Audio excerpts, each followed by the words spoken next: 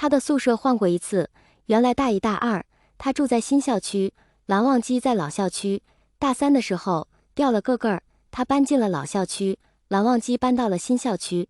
两个校区隔了一趟公交车，大概需要20分钟路程。新校区是标准的4人间，带衣柜的大书桌，很方便。老校区就差很多，8人间，书桌只有一小张，一般用来放乱七八糟的东西了。衣柜很小，床和屋子老旧肯定是跑不了的。也是因为总是2个校区分割，才会在外面租了房子的。后面想搬回来，蓝忘机不让，黏着他说不要分居，也就作罢了。一脚迈进去的时候，床上的各位大神都没意识到。魏无羡把一大袋子炸鸡排放在堆积成山的小桌子上，清了清嗓子。我靠，老子没吃早饭，哪个不要命的拿鸡排给我？上铺的兄弟终于闻着味道转过了头，看到魏无羡惊叫一声，操，大白天闹鬼啊！魏无羡你进来怎么一点声音都没有？一边说一边迫不及待下床。其他人闻声都抬头看过来。老魏，你等我打完这一把呀！卧槽，别分心，快上！看来在开黑。魏无羡笑出了声。我不急，反正我吃饱了。你们慢慢打。就是，慢慢打，吃鸡排这种脏活累活就交给我了。卧槽，你矜持点儿，弄我床上了。只有温宁老实巴交的坐过来，笑着问，你怎么回来了？回来看看呢，想你们了，不想我吗？魏无羡看着这波室友，突然发觉自己是很久都没有回来过了。想你的作业是真的，以前还能抄一抄，你走了没得抄了。就是啊，搞论文的时候也不知道回来支援一下，一点都没有革命友谊。差评。哎，你们都别酸了，加起来都没有蓝忘机的小指头重要。嫁出去的姑娘，泼出去的水。魏无羡起身揍他，嘴上也不饶人，你个死小子，说谁姑娘？你他妈才姑娘！你全家都是姑娘，吃也堵不住你臭嘴。被揍的人到处闪躲，一时间爆笑沸腾，仿佛又回到了刚住在一起的时候。想想以后要各奔东西了，还挺唏嘘的。温宁指着魏无羡的床铺，告诉他一切如故，没人侵占他的地盘，一直都护着呢。魏无羡眼眶热热的，拉了温宁出来吃饭，把其他白眼狼晾在宿舍里不管了。温宁不让魏无羡破费，好说歹说，去了第3食堂，这里可以点小炒。刚坐下，食堂管理的曹主任就过来打招呼：阿羡来啦，好久不见你了。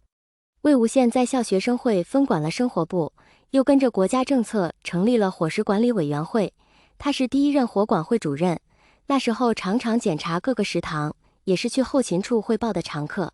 曹主任自然是认识的。是，曹哥，有一阵子没来了，今天的辛苦你啦。我请兄弟吃个便饭，您挑拿手的做。魏无羡要站起来回话，被曹主任按回去，也就坐着说完了。曹主任一叠声的好好好，放心放心，瞧好啊，就去忙活了。温宁看向魏无羡，想了想，问他，你跟蓝少爷挺好的。魏无羡也习惯了温宁这个称呼了，蓝忘机军旅世家，确实是名门，叫他少爷也不夸张。弯弯嘴角回答他，一切如常。温宁笑一笑，点着头说，那就好，那就好。这个班级里，魏无羡谁都照顾，若说被谁照顾，也就属温宁了。木讷的性子，老实巴交，魏无羡对他的一点好，他都记心上。其他同学就是打打哈哈，有事说事儿，不怎么走心。主要也是法学院女生多，刚来的时候女生看见魏无羡还红着脸吃醋一下，后来蓝忘机出现，就把他们的粉红心全都灭了，多搭讪都不太敢。温宁，毕业以后你去哪里？怎么安排？魏无羡知道温宁是温情的弟弟，成绩平平，估计留校困难，做律师困难，也不知道他作何打算。我回老家，没什么大出息，回去考个公务员，不像你，前途无量。魏无羡也不跟温宁贫嘴，不置可否。开心生活就挺好的，我倒希望简简单单的过日子。这话说给别人，肯定凡尔赛，温宁却听得有点心疼他。蓝少爷，要服役，你家里不让留这里吧？魏无羡点点头，没有强颜欢笑。你心里难过吧？我知道你很喜欢他。魏无羡没说话，突然抬起头笑了，问温宁：“你这大学过完了，也没有女朋友，怎么知道我喜不喜欢？”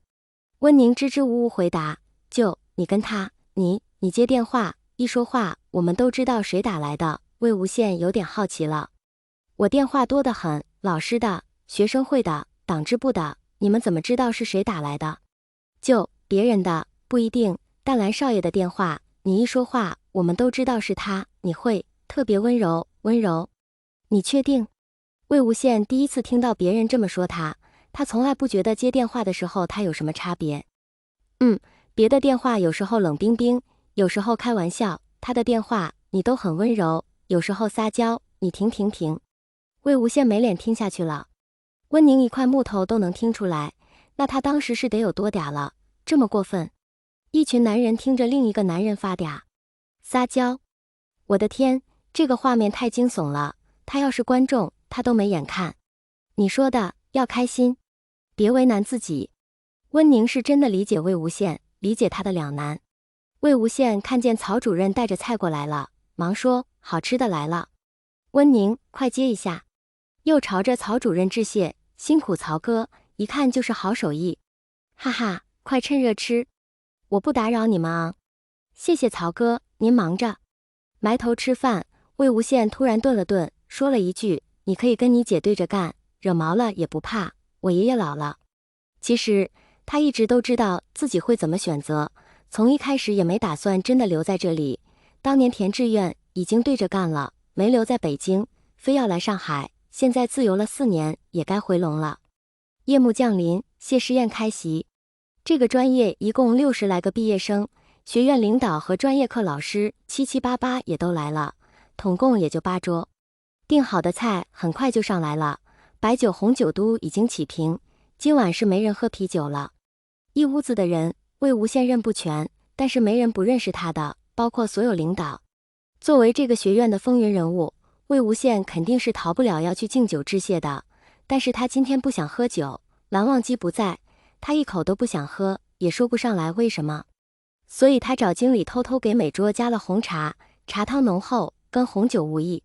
又找了温宁配合，自是天衣无缝。觥筹交错间，毕业生们已经把领导和老师灌得差不多了，胆子大的女生都已经坐到领导旁边唠家常了。这些即将四散的毕业生也把自己喝得差不多了，已经东倒西歪。魏无羡看没人注意他，躲在角落里叼起了烟。